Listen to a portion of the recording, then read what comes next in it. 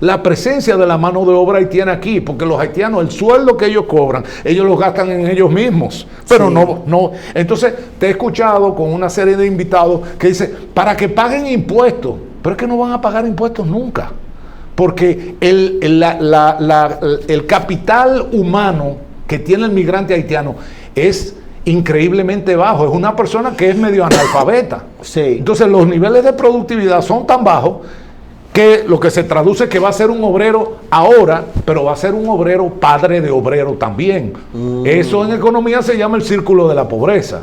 O sea, ¿qué sucede? Que mi nivel de ingreso es tan bajo que yo no puedo tecnificarme, yo no puedo adquirir ninguna capacidad técnica.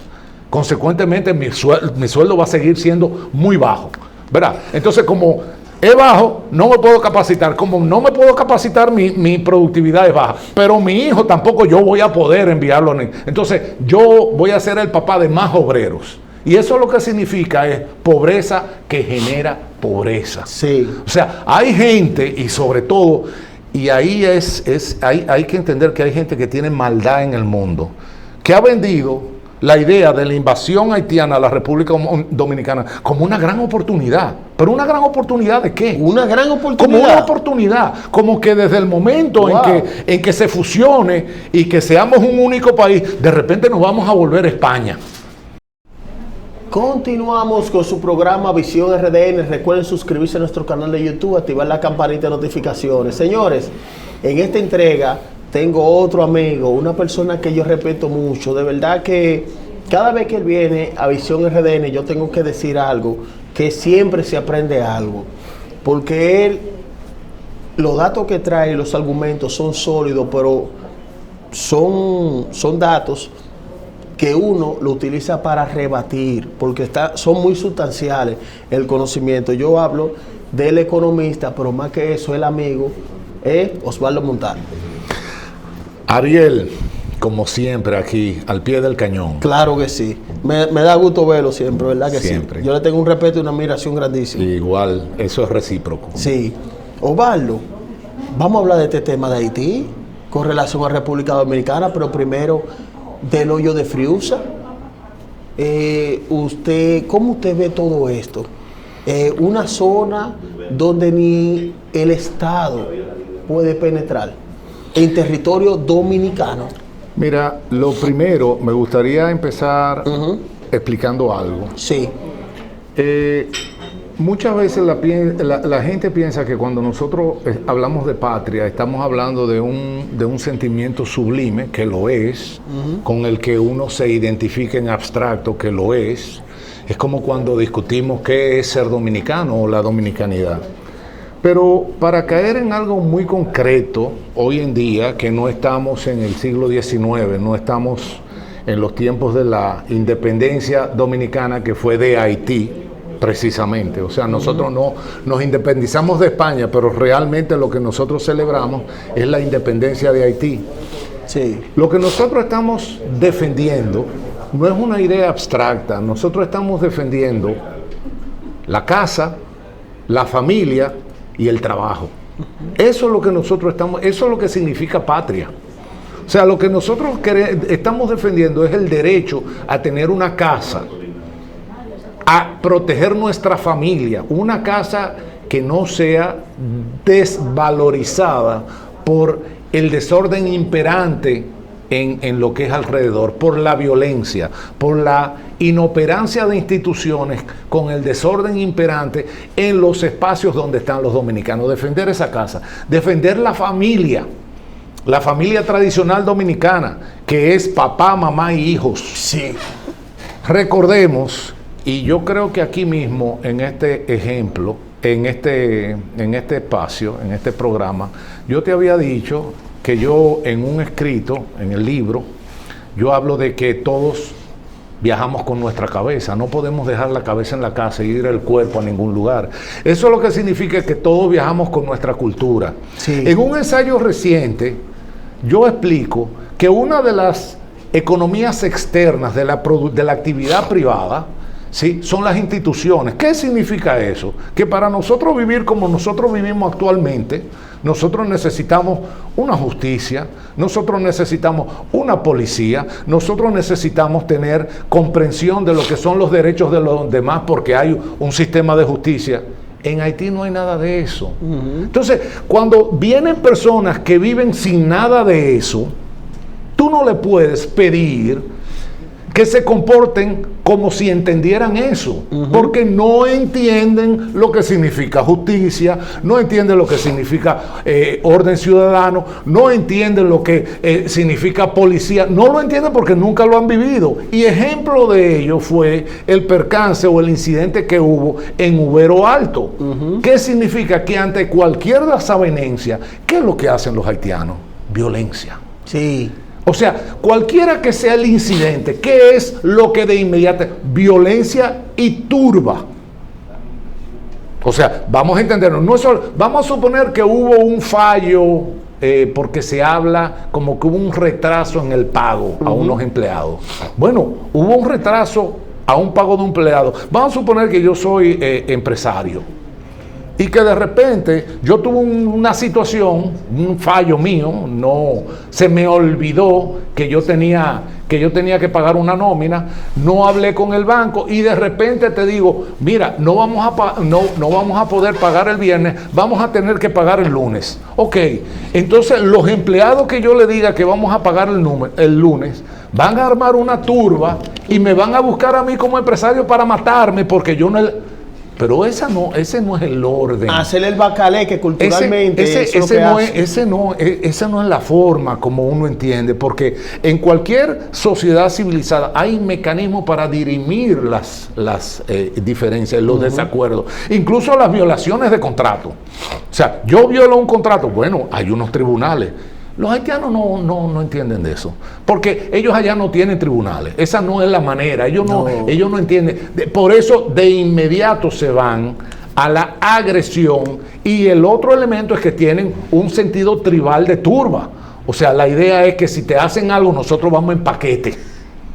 Entonces, ¿qué pasa? Hay veces, y ahora lo planteo yo recientemente, vamos a proyectar esta situación a futuro. O sea, esa va a ser el desarrollo institucional de la República Dominicana. Así es como se van a dirimir las diferencias. Esa es la sociedad a la que nosotros aspiramos. Entonces, cuando nosotros hablamos de patria, vuelvo, estamos hablando de la defensa de la casa, de tu propiedad privada, ¿sí? Donde tú te sientes seguro, con la que tú te identificas. Casa lo podemos hacer extensivo a la hacienda, ¿verdad? Tu casa y tu hacienda, tu familia, es decir, tu mujer y tus hijos. ¿Cómo es que te van a secuestrar una hija, se la van a llevar, tú no sabes dónde está, y cuando tú acudes a la institución, entonces empieza, en buen dominicano, el mamoneo? ¿Cómo así? O sea, nosotros necesitamos respuesta rápida, contundente ante una agresión. Sí. Eso es lo que se espera.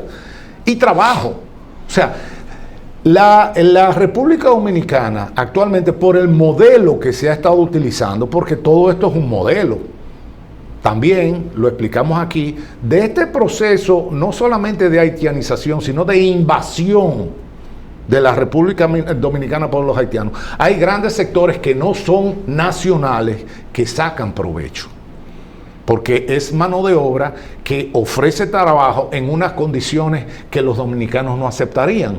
Adicionalmente, los dominicanos han sido desplazados a la economía informal, a la economía gris o a la economía abiertamente delincuente. O sea que hay una trilogía aquí. O sea, es la invasión, pero esa invasión está también de alguna manera permitida por ese desplazamiento hacia esa economía informal canalla de la juventud dominicana, ¿sí? Pero además de eso, con la connivencia del sistema de partidos políticos y de los intereses empresariales extranjeros.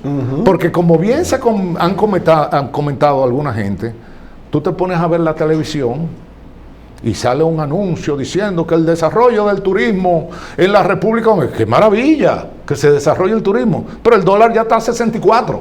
Y entonces, ¿de qué nos sirve el desarrollo del turismo Si el dólar cada vez debería ser al revés, porque según uno entiende, en la medida en que se desarrolla el turismo, pues va a ingresar mayor cantidad de dólares y lo que uno esperaría de la prima del precio del dólar es que bajara, pero sucede lo contrario. Entonces, ¿de quién son esos hoteles? Esos hoteles son de capital dominicano, son de empresarios dominicanos.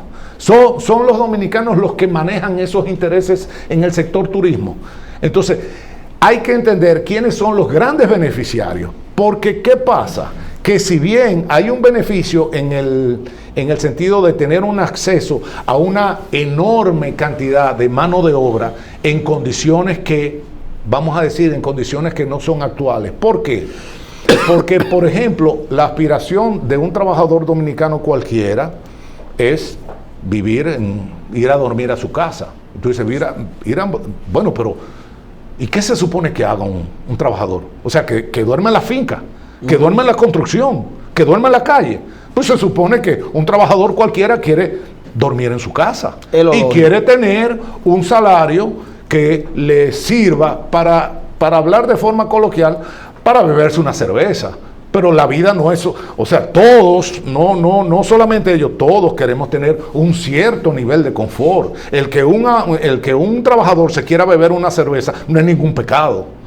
Entonces, no. Lo que queremos es que el precio de la mano de obra sea tan barato para poder utilizarlo, para construir los grandes hoteles y para utilizarlo en las plantaciones agrícolas, ¿verdad?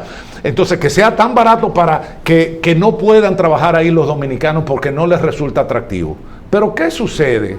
Que esa es la tesis principal del libro. ¿Y quién paga los hospitales? Porque no lo pagan los empresarios. ¿Y quién paga los hospitales? Pero tampoco lo pagan los haitianos. Lo paga la clase media dominicana. Entonces resulta, lo curioso de esto es que es la clase media dominicana la que ha estado pagando la presencia de la mano de obra haitiana aquí, porque los haitianos, el sueldo que ellos cobran, ellos lo gastan en ellos mismos, pero sí. no. Entonces te he escuchado con una serie de invitados que dicen, para que paguen impuestos, pero es que no van a pagar impuestos nunca, porque el capital humano que tiene el migrante haitiano es increíblemente bajo, es una persona que es medio analfabeta. Sí. Entonces los niveles de productividad son tan bajos que lo que se traduce que va a ser un obrero ahora, pero va a ser un obrero padre de obrero también. Eso en economía se llama el círculo de la pobreza.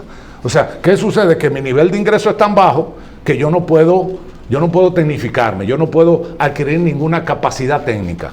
Consecuentemente, mi sueldo va a seguir siendo muy bajo, ¿verdad? Entonces, como es bajo, no me puedo capacitar. Como no me puedo capacitar, mi productividad es baja. Pero mi hijo tampoco yo voy a poder enviarlo. Entonces, yo voy a ser el papá de más obreros. Y eso lo que significa es pobreza que genera pobreza. Sí. O sea, hay gente, y sobre todo, y ahí hay que entender que hay gente que tiene maldad en el mundo, que ha vendido la idea de la invasión haitiana a la República Dominicana como una gran oportunidad. ¿Pero una gran oportunidad de qué? Una gran oportunidad. Como una oportunidad, como que desde el momento en que se fusione y que seamos un único país, de repente nos vamos a volver a España. Porque vamos a tener, y por ahí circulaba un video diciendo eso, no, porque entonces la hermandad de los dos países y vamos a luchar como hermanos y vamos a enfrentar el futuro. Pero ¿cómo yo voy a enfrentar el futuro con un individuo que ni siquiera sabe manejar una máquina? ¿De qué tú me estás hablando? Esto no es cuestión de buenos sentimientos, esto son cuestión de realidades. Entonces, ¿qué pasa? Cuando estamos hablando de patria, y recuerden esto, estamos hablando de la defensa de la hacienda, de la casa, de la familia, de la seguridad de tu familia, del bienestar de tu familia y del trabajo, de tu posibilidad de tu comer. En la medida en que se rompen las instituciones, el salario que ganan los haitianos no les permite pagar impuestos ni se lo va a permitir nunca. Consecuentemente, la capitalización de la sociedad, lo que se llama el gasto público en capital, porque la gente se le olvida que las carreteras no tuvieron ahí siempre. No. Hay que hacerla. Sí. Y las escuelas hay que construirlas. Y a los maestros hay que pagarle. Y a los médicos hay que pagarle. ¿Y de dónde sale eso? Porque que yo sepa, eso no sale del bolsillo del presidente. Eso sale de los impuestos. ¿Y quiénes pagan impuestos? La clase media, porque ya lo hemos dicho, la clase de arriba es inmune al ataque fiscal. ¿Por qué? Porque ellos cuando le suben impuestos lo que hacen es que suben sus precios. Y sigue lo mismo, no pierden. Perfecto. Entonces, ¿quién es que paga impuestos en los sustantivos? La clase media. Pero ¿hasta cuándo la clase media va a estar pagando más impuestos? Por eso acuérdate que se devolvió la reforma fiscal. O sea, yo voy a estar pagando impuestos para sostener la presencia haitiana en este país y resolverle el problema a los centros imperiales que no quiere esa migración hacia allá. Ahora, por ejemplo, y empezamos por ahí con la cuestión del escándalo USAID, pero todos los periodistas del USAID, todos los periodistas dominicanos del USAID, yo no he oído que digan nada de la política migratoria de Donald Trump. No. ¿Y cuál ha sido la política migratoria de Donald Trump? Deportaciones en masa. Sí. En masa. Y no solamente deportaciones en masa, sino que ha enviado contingentes de migrantes que se supone que son del Tren de Aragua, los ha mandado al Secot en El Salvador. Y esta gente se ha quedado completamente callada. No, ninguno dice nada de eso. ¿Por qué? Porque lo que ha estado Donald Trump, independiente, a mí no me resulta simpático Donald Trump, pero eso no es el tema, si te resulta o no te resulta simpático. Es si está tomando acciones que sean en el interés de los Estados Unidos. Sí. ¿Qué es lo que esperan los dominicanos? Que los políticos dominicanos tomen, a mí no me interesa la vida personal de ninguno, ni me cae bien ninguno, de hecho. Pero ¿cuál es la expectativa? Que tomen acciones que vayan en el interés a favorecer el bienestar de los dominicanos, no el bienestar de empresarios internacionales, no el bienestar de los países centrales, el bienestar de la mayoría de los dominicanos. Entonces, en ese sentido, cuando tomen esas acciones, se ganan el respeto. Pero lo que caemos, y creo que aquí lo ha dicho más de una vez, es en ese confusionismo, en esa verborrea de decir cosas sin decir nada, lo que los mexicanos llaman el rollo. O sea, ahora en este momento, que con la convocatoria que hace la antigua orden a la marcha en Friusa, se ha demostrado algo muy importante, y que es que lo que marca la diferencia es la movilización ciudadana. Aquí hay dos elementos muy importantes. No la acción para defender los intereses de la República Dominicana no va a salir del gobierno. Y no estoy diciendo de este gobierno, no va a salir de ningún gobierno, porque el gobierno es un sistema de equilibrio de intereses. Y muchos de esos intereses son precisamente los intereses empresariales internacionales y los intereses de las potencias. Entonces, el gobierno siempre lo que va a tratar es de maniobrar un poco para ver de qué manera busca un bajadero, y es lo que han hecho todos. Por un lado, este presidente te dice, ahí vi yo el otro día un video de cuando era candidato, no va a haber un solo ilegal haitiano, lo único que hay que hacer es aplicar las leyes. ¿Y qué ha sucedido? Y lo otro, el que dice, van a haber deportaciones hasta de 10,000 indocumentados por mes. ¿Y qué ha sucedido? Todo eso es palabras al aire. Y eso uno simplemente lo tiene que ver en la práctica. ¿Cuál es la gran enseñanza? La movilización. En ese sentido hay que darle todo el crédito a la antigua orden, que por encima de todos los que hemos hecho discursos nacionalistas, ellos han tenido la capacidad de movilizar a la gente, de llevar a la gente al lugar, que es un lugar emblemático, porque es el lugar que sintetiza el problema haitiano. Esa es la importancia de Friusa, que es el lugar, territorio donde todo lo podemos ver y que sintetiza el caos migratorio, la invasión de la República Dominicana, de Haití a la República Dominicana, donde ahí hay un pequeño estado haitiano. Y el Estado dominicano lo que ha sido no tibio, sino ha sido cómplice. Lo ha dejado porque inmediatamente viene toda esta nube de ONGs que están diseñadas precisamente para defender, no están defendiendo derechos humanos, no nos perdamos. No. ¿Por qué? Porque tú mismo lo has mencionado, y los derechos humanos de de Cielo García. Sí. O Cielo García no tiene derechos humanos. No, ella no es humana. ella no tiene. Y los derechos de todos los dominicanos que los haitianos han macheteado y lo han matado. No hay derechos humanos, ellos no son humanos. No. Entonces, tú estás defendiendo los derechos humanos de una parte que, dicho sea de paso, nunca se ha demostrado que en la República Dominicana se violen los derechos humanos de los haitianos. Yo no he visto... El derecho a vivir ilegal en un país no está en la Carta de los Derechos Humanos. Exactamente. O sea, lo que usted tiene es derecho a la vida.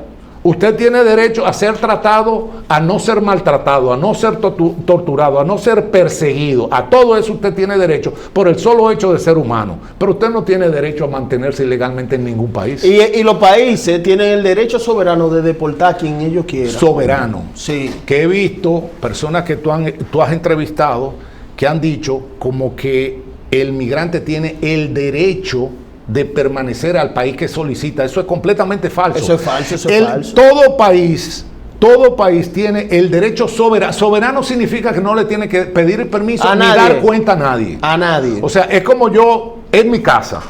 Yo no tengo que pedirle permiso a nadie, ni tengo que explicarle a nadie a quién yo dejo entrar y a quién yo saco de mi casa.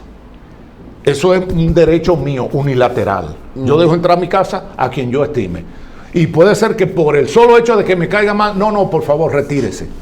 Usted no tiene derecho a estar aquí. Y lo mismo sucede con un país. Entonces, si su presencia a mí me conviene, si me trae un provecho, entonces yo pensaré si lo dejo entrar a las personas que yo considere en la cantidad que yo considere. Eso significa que si yo dejo entrar a 5, eso no me obliga a mí a dejar entrar a 100. ¿Por qué? Porque 5 es lo que yo necesito. Entonces, en ese sentido, esa convocatoria a Friusa, porque es a Friusa, no es a otro lugar, está enseñando que la movilización es la respuesta. ¿Sí? El otro tema es que es una movilización ciudadana. No va a salir del gobierno. Tiene que ser la población. Nosotros, los dominicanos, tenemos que entender, y lo he dicho de muchas maneras, que no va a venir Francis Camaño a hacer el trabajo. Yo siempre he dicho que el dominicano quiere que se arregle el país, pero que lo arregle el Camaño. No. Esto es una buena demostración, y hay muchos que ahora dicen, bueno, ojalá que la orden haga. No, la orden necesita, la antigua orden, necesita apoyo. Necesita que toda la gente le dé apoyo, le dé soporte, le dé seguimiento, sí, que participe con la orden, porque ya está bien claro que lo que necesitamos es movilización. Es lo que llama la atención y es lo que realmente va a hacer el cambio. Porque esa movilización va a obligar al gobierno, que es lo otro que se necesita, debe ser una de las demandas de esa movilización, a que aplique las leyes migratorias del país. Esa es la demanda. No hay que hacer leyes. Ya las leyes están hechas. Que la apliquen. Que apliquen la ley. Claro. Y lo que debe seguir es la movilización en contra de los empleadores de mano de obra ilegal. Porque al final de cuentas, a lo que le teme esta gente es al dinero. Y desde el momento en que se den cuenta de que si no se respetan las leyes del país van a perder dinero, entonces van a reaccionar, pero antes no. Y si la población se sigue engañando con esos cantos de sirena, que hay mucha gente pagada para eso, que nosotros somos amigos. Sí, somos amigos de los haitianos. De hecho, yo he dicho, Ariel, que yo soy más pro haitiano que muchísimos que se dicen que son pro haitianos. Yo creo que hay que ser pro haitiano, hay que colaborar con los haitianos a que ellos reconstruyan su país. Eso es ser pro haitiano. Pero lo que pasa es que hay unos que se dicen pro haitianos, que en realidad son antidominicanos. Entonces no nos perdamos en la palabrería. Yo soy pro haitiano. Yo creo que hay que colaborar con Haití para que Haití haga su país y que los haitianos vivan en Haití. Pero no antidominicanos. Pero yo no soy pro haitiano antidominicano. Que son estos de traidores. plantear que la solución para los haitianos es que la clase media dominicana los mantenga. Sí. Y sobre todo, que es algo muy importante, que se disuelvan las bases precarias del desarrollo dominicano. ¿Cuáles son esas bases? Lo que el Estado es una economía externa a la actividad privada. ¿Qué significa eso? Bueno, yo tengo una actividad, nosotros tenemos que vivir de algo, ¿verdad? Yo tengo un colmado, tengo una ferretería, tengo una farmacia, tengo una factoría. Todo el mundo vive de algo, pero nosotros necesitamos un orden en ese algo, un orden social. Es lo que nosotros llamamos Estado, ¿verdad? Lo primero que necesitamos son una infraestructura física. Calles, semáforos, metro, automóviles. Necesitamos eso para poder movilizarnos y para poder operar nuestros negocios. Pero además de eso necesitamos instituciones. Nosotros necesitamos un orden gubernamental. Por ejemplo, cuando hay un policía de tráfico, eso es parte de las instituciones. ¿Sí? Porque el policía dice pase o dice párate o lo que sea. Si lo hace bien o lo hace mal es otro asunto. El punto es que necesitamos esa institución, necesitamos policía, necesitamos bomberos, necesitamos pasaporte, necesitamos cédula. O sea, esas son las instituciones que permiten a un país operar. Porque tú y yo podemos hacer un contrato, pero tenemos que registrar el contrato en una oficina gubernamental. Y si yo no te cumplo, tú me vas a demandar. Pero tú me demandas ante un tribunal o ante una fiscalía. Ese es parte del orden institucional de un país. Y el tercero es la ideología. En esta parte final ya, lo que llegó el tiempo. La ideología es que todo el dominicano sueña, de alguna manera, con un mejor país. Para él y para su familia. Y en ese sentido piensa que debe defender ese orden institucional y que además existe una cuestión moral de respeto al derecho ajeno y todo lo demás. Eso, sin darnos cuenta, es lo que a nosotros nos permite operar en sociedad. En Haití nunca hubo nada de eso. Y los haitianos que vienen para acá simplemente nunca lo vieron y por eso no lo reconocen y nunca lo van a respetar. Cuando haya una diferencia con los haitianos van a seguir mochando cabeza, porque es lo que saben hacer. Sí, tribales. Eso es así. Entonces hay muchas personas que sueñan que los haitianos se van a dominicanizar. Y como he dicho eso, los haitianos no les interesa ser dominicanos. Los haitianos se sienten bien siendo haitianos y se sienten muy orgullosos de ser haitianos. Ellos lo que quieren es el país de los dominicanos, que es otra cosa. Así mismo. Osvaldo, brillante, brillante. Señores, suscríbanse a nuestro canal de YouTube, activen la campanita de notificación y como siempre les digo, hasta la próxima.